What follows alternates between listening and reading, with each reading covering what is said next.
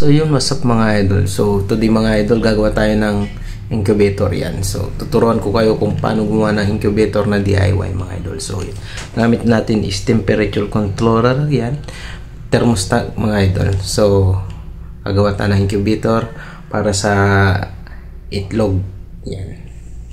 So magpapapisa tayo ng itlog. So tara, panoorin mo to para matutunan mo, baka sakali matulungan kita. Let's go.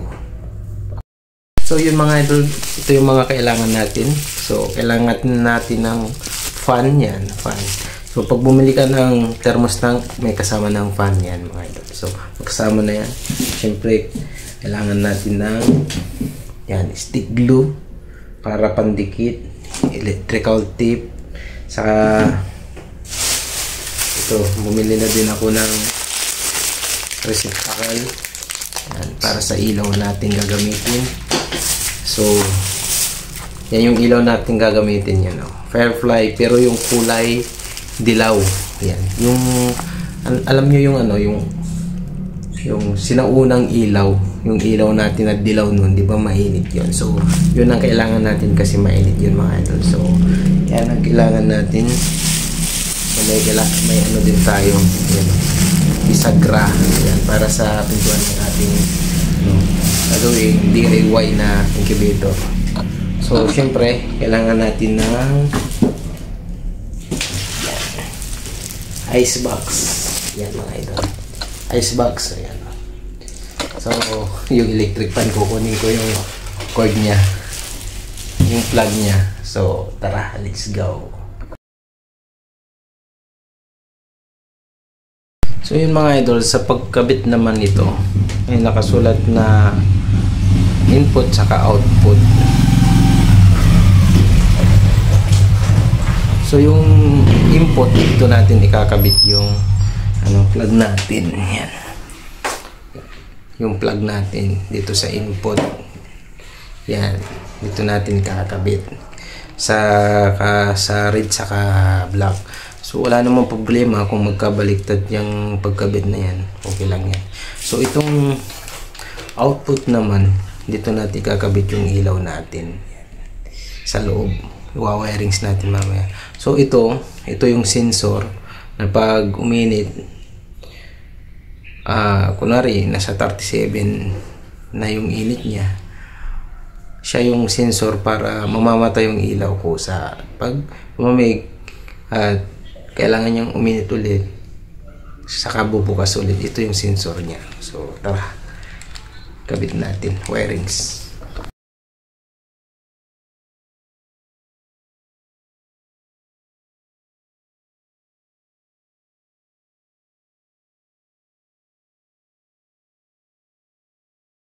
Ayan mga idol, sunodin natin yung sa ilaw. Yan yung yellow saka black. So walang problema dyan kung baliktad man o kahit ilagay mo dyan o yan, okay lang yan sa ilaw. So lagyan na natin yan. Let's go.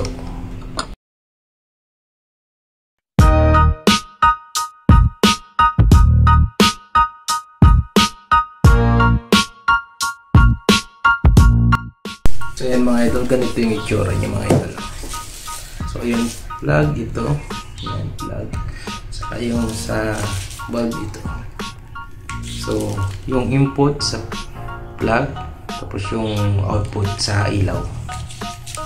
So ganun lang mga idol. So tara, buuin na natin ito. Ice box lang yan mga idol.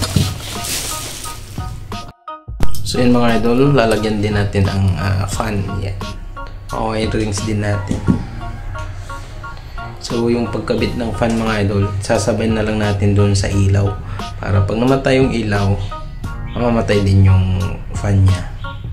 So lalagyan natin ng fan para yung init is pag-circulate. So mas maganda yung buga nya, saka yung init nya sa loob, hindi isang direction yung pinupunta ng init. So yan natin ang fan nya.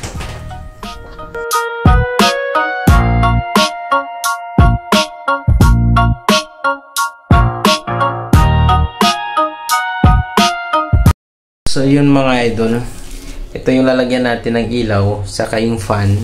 Yan, pinagdugtong ko na lang para pag namatay yung ilaw, mamamatay din yung fan natin. Pag nag-automatic siya. So, pag lumamig siya, saka sisinding sabay ulit. Magsisirculate ulit yung init. Yan. So, tara, asimbole na natin. Yan yung silat natin. Oh. So, yan. Oh. Kita nyo. So, let's go. So, yun mga idol, ganito yung gagawin nating setup. Diyan yung ilaw. Yan yung style ng styro. So, dyan yung ilaw sa gitna. Tapos tong fan dito natin ilalagay. Yan sa gilid. Tapos dito yung tray mga idol, tray. So, itong ano niya, controller niya, ibubutas natin to. Siguro doon na lang sa may ano niya. Sa may takip. Tapos lagyan na natin ng glue dito.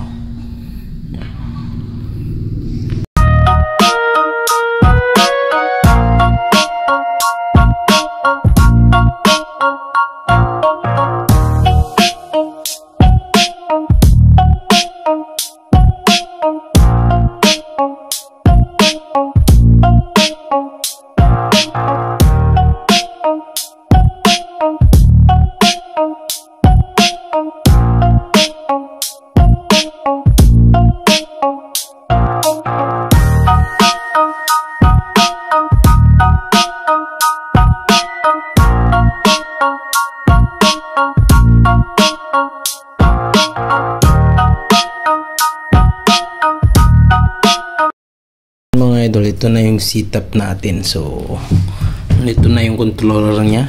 Yan. Hinati ko yung ano, yung takip niya. Ayan. Ayan, hinati ko. Tapos lagyan natin ng bisagra mamaya para pag ganun siya mabuksan.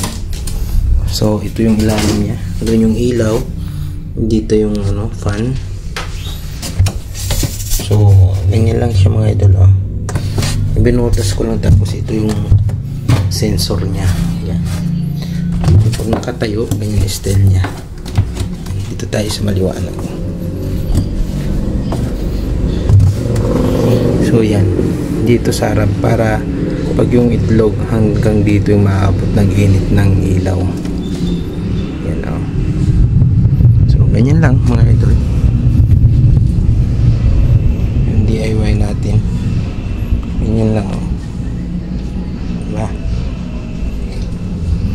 Try natin mamaya. So yan mga idol, babalutan pa natin ng tip yan para hindi sumingaw. Saka lalagyan natin ng butas dito.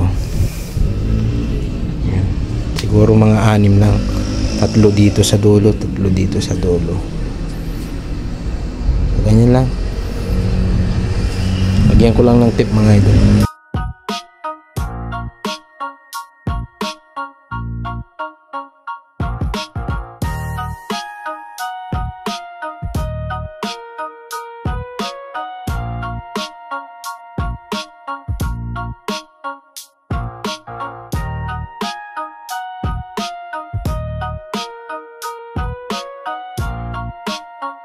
Mga idol, tapos na natin yung DIY natin na incubator. So ito na yun, nakabit na natin. So nilagyan natin ng ano dito. So yan, bukasan nya. So yan, nilagyan natin ng bintana din, nilagyan ng plastic cover para makita natin yung ano sa ilalim itlog. So yan, ang kulang lang naman yung tray paglalagyan ng itlog. So nilagyan natin ng exhaust dito, tatlong butas. Yan. Para singawan, hindi siya mag-moist sa ilalim. So yan mga idol, susubukan na natin isaksak, testing. So yan yung ilalim niya. So let's go. So yun mga idol, nilagyan natin ng ilaw. Try natin. So yun, umilaw siya.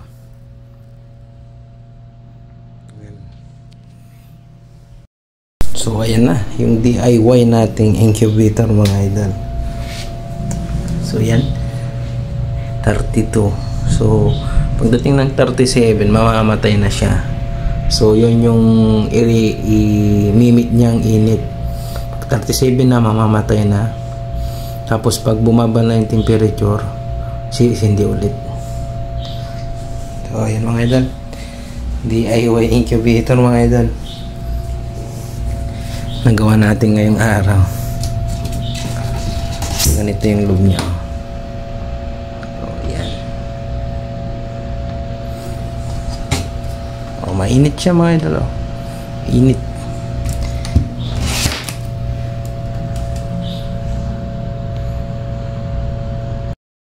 So yun mga idol, what's up mga idol, good evening. So nagawa na natin yung DIY incubator natin mga idol. So ito na yun, oh. Yan, oh.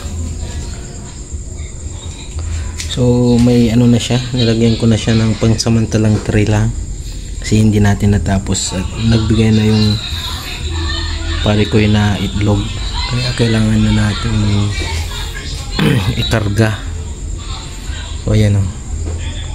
Nakasit na din yan mga idol. Kusa na siyang ano, iilaw pag medyo malamig na sa ano ilalim, iilaw na siya. Ayan, o, bababa yan ng 37.4 tapos iilaw naman papuntang 37.8. Ayan, so bumababa siya, nagbabawas siya ng init, nag-reduce siya. Yan, o, nilagyan ko ng butas dito. Yan, para may balance yung ano, init niya. So ayun na yan mga idol, DIY incubator natin na itlog. So may itlog na yan. So 30 ngayon. So update tayo pag pumisayan sa ano 20 siguro na ng December. So yan. So yun, umilaw na. Ibig sabihin yan, may ilog na tayo dyan. So yun yung itlog natin. Yan.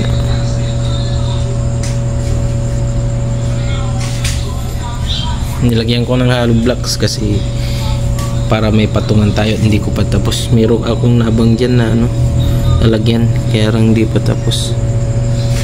Saka na lang siguro pag napisayan, saka natin ayusin. Hindi naman kasi pwedeng ilabas yan pag ano, tapos gagalawin mo ulit. So yun mga idol, sa mga gustong gumaya ng DIY natin ng incubator, yan, panoodin mo to mga idol.